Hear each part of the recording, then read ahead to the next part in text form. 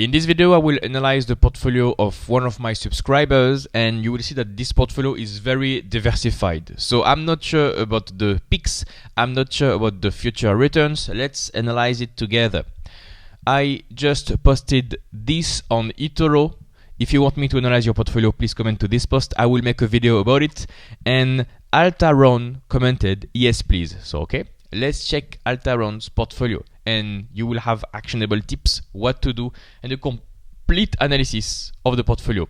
If you are new to this YouTube channel, welcome. My name is Christophe Nour. I've been investing in the stock market for almost a decade now, and I have achieved a performance of 25% per year. And my job is to find great stocks, great picks to outperform the market. I see that given your profile, Altaron, you have joined eToro in March 2024, had a performance of 3%, and okay, you started 2025. Okay, you have a portfolio with 35 names. Inside your portfolio, you have ETFs. That's, you have a big tech ETF. That's a kind of ETF on eToro. They create portfolios. So you have a big tech ETF, future payments ETF. You have copy traders. You have Napoleon X. That's ETF, but for crypto. They are mostly invested in Bitcoin. So okay, let's start from the beginning. Your biggest position, Napoleon X. I think it's French. Napoleon is French, but I think the fund is French. Napoleon X, if I click on it, yeah, that's Bitcoin, mostly. So your first position, 10% of your portfolio, is in Bitcoin and crypto. I don't have any opinion on Bitcoin, so no clue for me. The second one is copy trading Tony eToro 80. I won't analyze the portfolios of copy traders. It will be too long a video, but I can check what is inside your ETF. You are invested in big tech. What is big tech? Large big tech. You have Amazon, ARM, Microsoft. Yeah, that's the Magnificent Seven and other famous tech. Okay, very well. I like it. You want to be invested in the future. In this ETF, you have great businesses, so I don't see what is wrong about this one. Maybe valuation will be a little bit stretched, but that's fine. Then you are invested in future payments, digital money. You have Square, you have American Express, you have C Limited, Adyen, PayPal, Visa. I don't like this at all. MasterCard. Oh, I hate it actually. Pfizer, XRP. Oh, I don't like it at all. In the digital payment, this is a very hard industry to be in. First, you have some key leaders, Visa and MasterCard, and you have other smaller players. You have PayPal that is struggling, Square that is struggling, you have Wise that is doing fine right now, American Express, okay. Some of these stocks, a lot of these stocks are overvalued at the moment. So be aware of this risk. Maybe you know more about the future payment industry, but inside this ETF, you have growing businesses, decaying businesses, cheap businesses, expensive businesses. You have a little bit of everything. Do you want to be invested in a little bit of everything? Or do you want to be invested in the best companies? That's a question for you. Inside this pool of opportunities, you have crappy investments. Frankly, you have crappy investments, bad apples that will drag your performance. So maybe you want to select only the best ones. PayPal is fine. I don't like the company, but as a risk-reward perspective, it's fine. American Express, Visa and MasterCard are my go-to names. Adyen, Wise can be fine. But the rest, Square, such a terrible investment. Now, other copy trading activities. You have an ETF for buybacks. That I like it a lot. What do we have inside buybacks? You have now, what's that? That's service now. If I click on this one, do I have? Okay, the buyback ETF of eToro. The biggest position is Adobe. Oh, this is not a great buyback portfolio. I don't like this one. Adobe has a first position for a buyback portfolio. Come on, guys, be serious. No. Adobe is not a buyback name. It's just that they are doing some buybacks recently, but it's not in the philosophy of the brand. Adobe, it turns out that they don't have much reinvestment opportunities. So instead of burning the cash, they invest in the business, in themselves, like through buybacks. Same thing for Netflix. This is not a buyback candidate at all. They reinvest massively in growth content. Snowflake, I don't know. PayPal, no at all. They do massive buybacks, but they do massive dilutions. So they stabilize each other, and they don't really do buybacks because of the dilutions. Same thing for the Facebook Meta platforms. You have a lot of dilutions, so this is not a buyback candidate. Nvidia, I'm not aware of any buybacks to that regards. AMD, I don't know. Salesforce, you have a lot of dilutions, so same thing. AutoZone, I completely agree. I mean, AutoZone could be the biggest position of this stock buybacks index. I don't know why it isn't the case. AutoZone is known for doing buybacks, and they have been doing buybacks for more than 20 years. Like, it's in the philosophy of the company to do buybacks. So definitely, yes, I like it, but that's only 3% of the portfolio. Too bad. Booking, I don't know. Lululemon, they do some small buybacks, like 2% per year. So that's not a huge buyback candidate. Regeneron, I don't have no information. Workday, no. KLA Corp, yes, absolutely. AMAT, absolutely, yes. Buyback candidates, absolutely. Approving, no. Palo Alto, no. O'Reilly, same thing. O'Reilly is similar to AutoZone. These are the two big leaders for auto parts in the US, and they are doing some big buybacks. I don't know why they are only 3% of the portfolio. Charter, yes. Charter is famous for doing a lot of buybacks at ridiculous prices. I don't like at all the way they are doing buybacks. They are doing buybacks and completely destroy value. Alphabet is doing tiny buybacks. I mean, come on, this is not a serious index. Chipotle, you don't even have home builders like NVR. You don't even have home builders like Toll Brothers. You don't even have small car dealerships like AutoNation. These are great buyback candidates, and they are even not in this index. So I don't think this is a serious index. Not at all. But so I don't like this at all. The buyback stuff, you can only pick the right ones. Travel kit, travel and leisure. Oh, what do we have? A travel portfolio. I mean, airlines are doing well at the moment when it comes to their stock price and their revenue. Airlines are rebounding fast. You have Carnival Cruise Lines, Disney. Yeah, why not? I like it. Just as a bet for the world to improve and to be more connected, why not? And then you have some copy traders. I mean, this is a diversified portfolio. For each of these ETFs, you have 20 names. For each of these copy trading portfolio, I mean, they copy other people's portfolio, you have maybe 20 names. So it shows that you only have 35 names in your portfolio, but in fact, you have hundreds of names. Do you really want to be invested in hundreds of names? Out of 200 investments, only a couple of them will be big winners. So now the way your portfolio is structured is you are diversifying, like you are invested in a little bit of everything, and my guess is you will have the same performance as the index. You are in the situation where we call it diversification.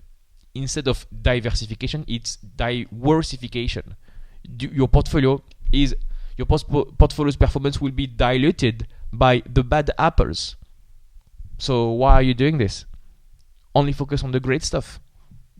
Great stuff. Speaking my portfolio here. Oh yeah, I see that you copy me, so thank you for the copy. Thanks. And I have around 15 names. So this is some diversification already inside my portfolio. You have this dividend income stock. I don't like this at all. I mean, I'm not a dividend guy, so maybe my opinion will be bad on this one. But yeah, this is stable. McDonald's, Sherwin-Williams, stable companies. Lockheed Martin, Microsoft, PepsiCo, Johnson & Johnson. We are talking about stable companies that won't go bankrupt. You won't have an amazing returns on this one, but you won't go bankrupt. It's the first position in red. That is funny. And then you have Origin Energy Limited. Now we are talking. Now we go into stock picking. So let me check Origin Energy Limited. Let me check Origin Energy Limited. It's about energy, right? So it will be highly cyclical. I don't think the stock price will be great. I think the stock price will look like a big spike in 2022 and then a comeback to reality now, like all the oil and gas names. Let's see, what do they do? This is a company in Australia. The market cap is $10 billion. Major vertically integrated industry, Australian energy utility. Energy utility, so not specifically in the oil and gas. They do LNG, so liquefied natural gas, coal. What do we have? We have no performance for the past 10 years. Look at this at the right. This is a scary chart. Absolutely scary chart. You have to know a lot about energy to be invested in this one. If you had invested 20 years ago, you would not have made any money. The dividend yield should be high, 5% dividend yield, okay. The revenue is not growing at all for the past 10 years. The net income is cyclical. I don't like it at all. They have reduced their debt substantially. I love it. And what about the free cash flow? The free cash flow is a mess. No growth at all. I don't like this pick. This is like any other energy bet. You are betting on the cyclicality, and I don't think over the long term that you will make a lot of money on these big names. We've seen it for the past 10 years. The stock price has done nothing. You just get the 5% dividend yield, but if you only aim for 5%, you can own bonds and that will be fine. So I don't like this pick at all. Let me continue. That was like 3% of your portfolio. Okay, CVS, again, I hate it. Sorry, but your portfolio is filled with great opportunities and some bad apples. Here is a bad apple.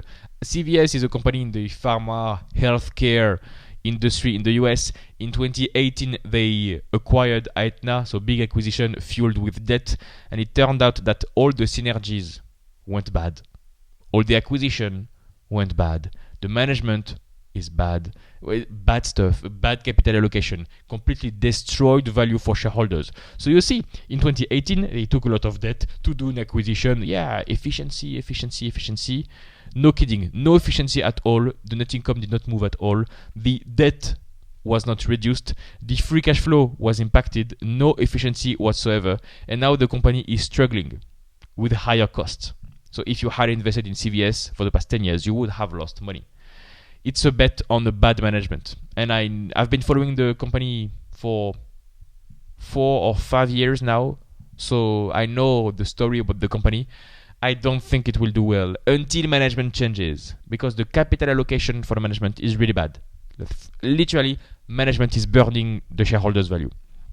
Okay, Santos Limited. Let's check this one. What is that?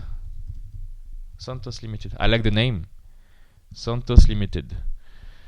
Santos. So, what is the ticker symbol? STO. STO. This is a company from Australia. Market cap of $15 billion. The company name, okay, Oil Research. The first Cooper Basin gas discovery came. What do they do? It's a major enterprise in the Cooper Basin.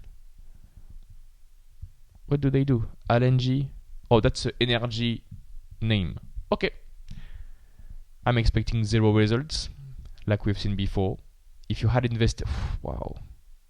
That's difficult. If you had invested 20 years ago, you would have made almost 0 money on this one. So it's a bet on the future. It's a bet on higher commodity prices. It's a bet on inflation. Why did you choose this one? The growth accelerated recently. More revenue. Net income is fluctuating, cyclical, like any energy company. Free cash flow, same thing. The debt is growing. And what? There are some periods where they completely diluted shareholders. What happened here? What happened here? In 2021, they completely diluted shareholders. maybe they I think they did an acquisition here. I don't know. And now they do some small buybacks. I don't like it at all. I mean, you have the choice. You are invested in hundreds of companies, so obviously you know that you have the choice. Why did you choose this one? You have plenty of other big names. Even in the oil and gas sector, you have ExxonMobil that is even better than all the oil and gas companies. ExxonMobil will do better stuff, will have a better performance compared to other oil and gas names. So this one, it's a no-no for me, obviously. By the way, if you're looking for a complete framework to analyze stocks and build a strong portfolio, I have a coaching program. More on that at the end of the video. Now, you were invested in Pietari, that's great.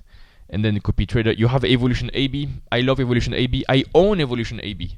So you are invested in Evolution through the stock and through my portfolio, because you copy my portfolio right now. By the way, if you are on YouTube right now and you don't know what I'm talking about, I have a public portfolio on this platform, eToro, and people can copy my portfolio. So in case you don't want to do the work, you can just copy my portfolio and you will have my performance, the same performance that I have, the same portfolio. Okay, I love Evolution. I love Evolution. This is what, 2% of your portfolio. We are at the exact opposite of energy names, because revenue is growing, net income is growing, free cash flow is growing, cash is growing, efficiency is great, ROIC, return on invested capital of 30%, and this is a cheap stock, PE ratio of 12, PE ratio of 13, 14, high margins, and the stock is getting punished for some reasons, temporary reasons in the short term. So it's a great setup, and I think the stock can double. I love it.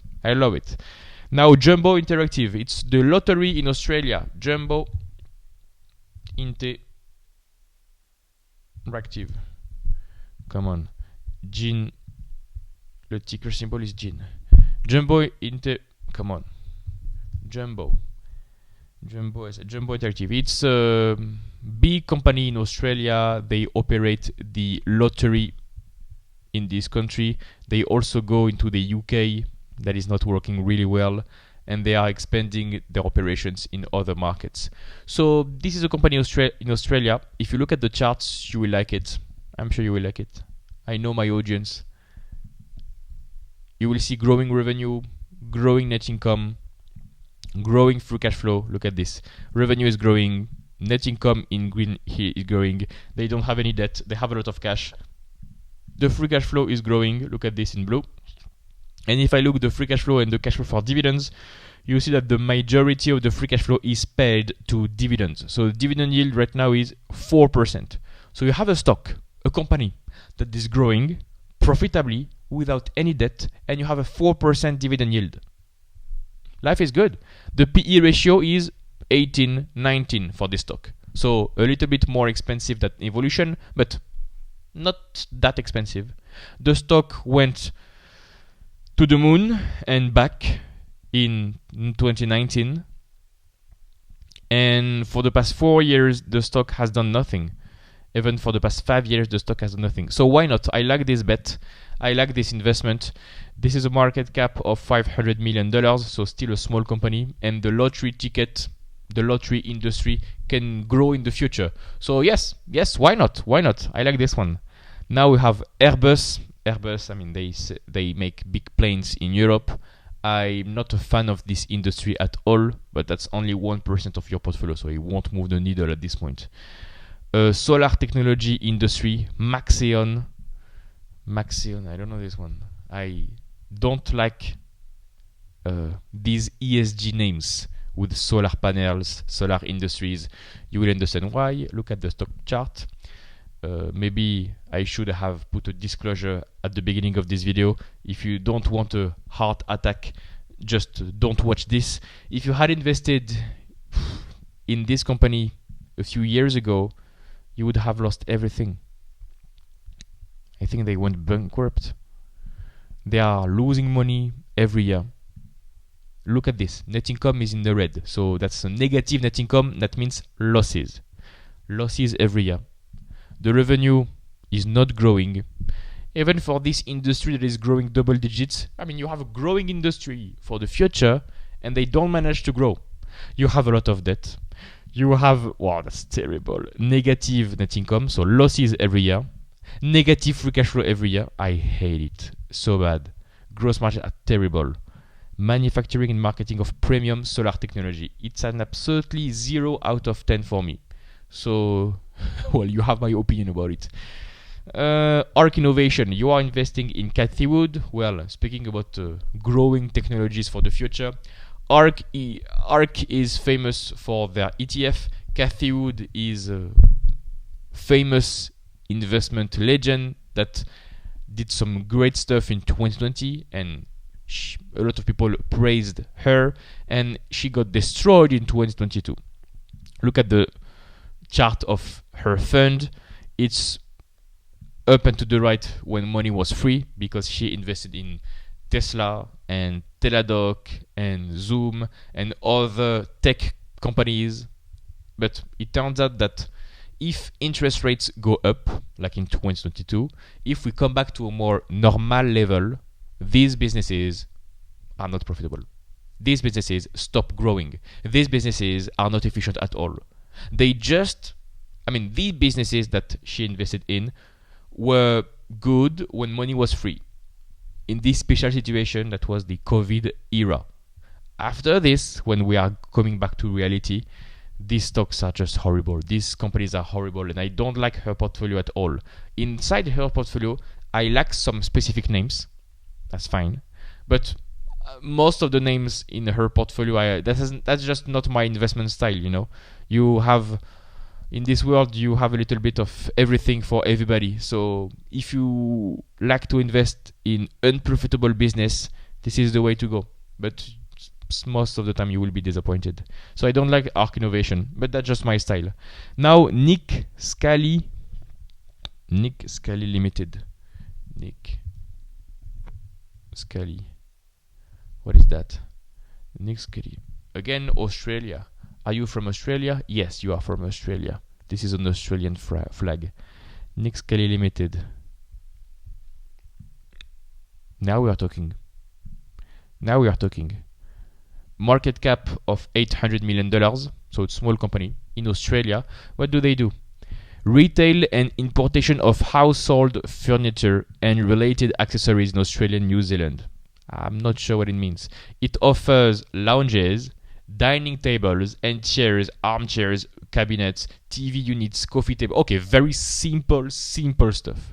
I like it a lot. Simple margins are extremely high for somebody that sells furniture. Normally the gross margins are circa 30% when you sell this kind of stuff. So why do they have such a high gross margin? Why are they so profitable? Is this a one-off event or? Okay. About the charts, revenue has been growing. That is quite nice. Now you have a reversion to the mean. I'm expecting a rebound after COVID. Yes.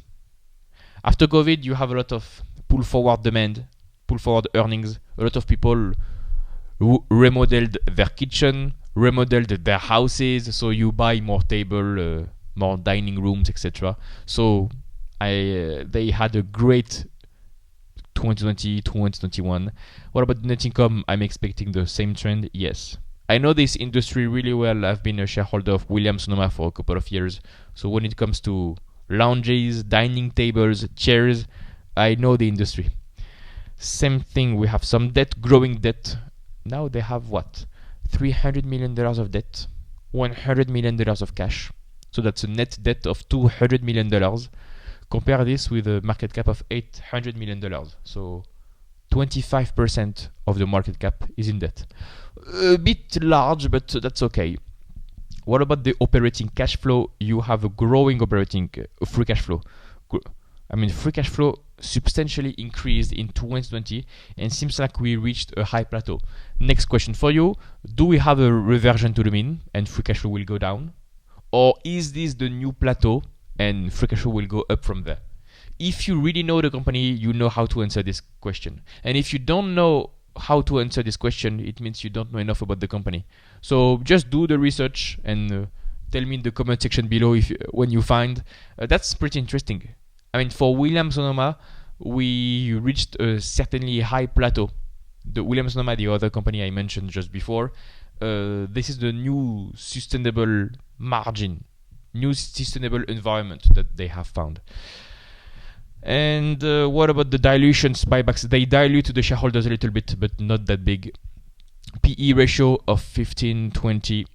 If you have a forward PE ratio of 20, higher than the normal PE ratio of 15, it means you anticipate lower earnings in the next year. So I'm expecting this chart of net income to continue to go down. And that raises the question, is this the new plateau, or do you have a reversal incoming? Maybe you have a reversal. And if you have a reversal of earnings, the PE ratio will go higher. And if, this is a company that sells tables and chairs, maybe they don't deserve a PE ratio of 20. Maybe they deserve a lower multiple. So maybe if we have a reversion to the mean, the stock will go down.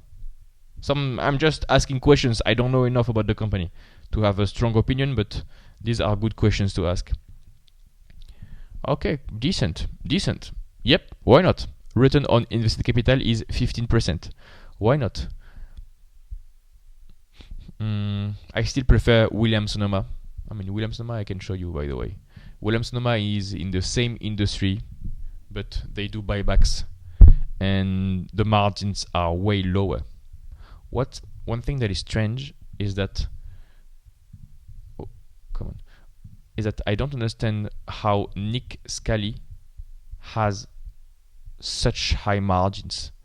Like 65% gross margins is immense. It's very, very large. So if I compare to my Williams-Sonoma, gross margins of 40%, and it's a very efficient business. So that's great. And for Williams-Sonoma, what is happening with the growth rate? This was a business that is decades old. Can you please load? And I sold Williams-Sonoma recently because of valuation concerns. Like the PE ratio reached 20, and I sold the shares. Normally for these furniture stocks, furniture companies, you buy them when nobody wants to buy them. So I bought Williams-Sonoma here, PE ratio of 7, and I sold here at a PE ratio of 20, a 3x.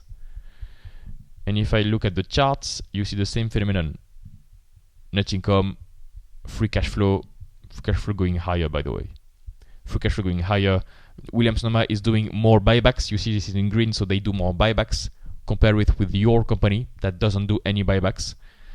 And they have some debt, return on invested capital, etc.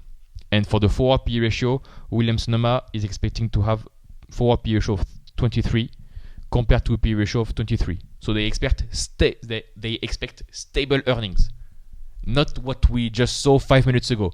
5 minutes ago, we said that the earnings will be down, so forward PE ratio will be up. For Williams-Sonoma, they expect stability. So why not? Why not for this pick?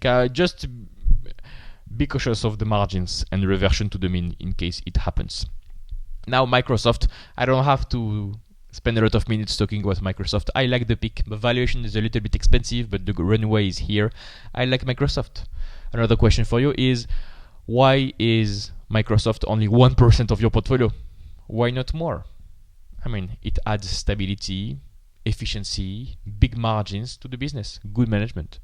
Procter & Gamble is very slow. I don't like this. PDD is a Chinese name known in Western world for their Temu brand. PDD is growing fast. PDD is profitable. PDD is very likely to outperform the Chinese index. So you have a 1% bet in China, which is good. And we are coming to the end of this portfolio. Data 3, I have no opinion on this. Arch Capital Group, no particular opinion on this. Is not my kind of investment. This is this one. Let me skip some names. We are talking about 1% allocation in your portfolio. OSB Group, I know the company really well. Bank in the UK, very efficient. Adobe, so you are invested in Adobe through the buyback ETF, and specifically Adobe here. Okay. Innovative industrial properties, I don't know this one. Ethereum, well, I have no opinion. Sony and EA, I don't like these names. I think the valuations are too high. I mean, that's, let me conclude this video. You have too many names, come on. So you have a lot of names, like a lot of names, hundreds of names. I went through some of your ETFs, but if you want, you can, if you want to look and do the same kind of analysis, you can do it for the ETF and for the copy traders. So you can check my portfolio and check if you like the names, or check other people's portfolio. You can have more than 300 names in your portfolio. Something that is very helpful is to ask the question, if you had to keep the best 20 stocks, what would be the best 20 stocks in your portfolio? And why do you want to invest in 300 companies? The diversification will eat all your performance. You are invested in bad apples inside your ETFs. You are invested in bad companies, frankly, bad companies, unprofitable companies, slow companies, in niche industries. And maybe this is what you want to do with your portfolio. Test the waters and invest a little bit in everything. But if you really want to build a strong portfolio and grow as an investor, if you really want to become a better investor, you have to focus on your strengths. You don't have to diversify so many stocks, so many businesses in a lot of industries. One thing that can be really useful is, you review your portfolio, you review your name, etc. And you ask this question, is this company inside my circle of competence? Am I very familiar with the name? Do I know the products personally? Do I know the services? If you only invest in companies that you know really well, like you are familiar, you are a customer, for example, of these companies, if you invest inside your circle of competence, you have an edge, you have more information, you are more confident, and you can make big bets on these companies and make a lot of money. So that could be cool. Keep the best ones, stay inside your circle of competence, and avoid having some diversification in your portfolio, because this is exactly what you have. If you like this content, I have an investing coaching program. In this program, you will learn a complete investing process. You will learn how to find good stock ideas, how to properly value stocks, when to buy, when to sell, so that you can build a strong portfolio. Additionally, you will have access to my personalized guidance for long-term results. We will do weekly calls where we analyze stocks together, and you will have access to my private number available 24/7 for full support. If you are blocked, if you have any questions, I'm here to help. Click the first link in the description to get more information. You will get a video that explains how everything works completely for free. No need to sign up, no need for your email address. Just click the first link in the description and I'll see you on the other side.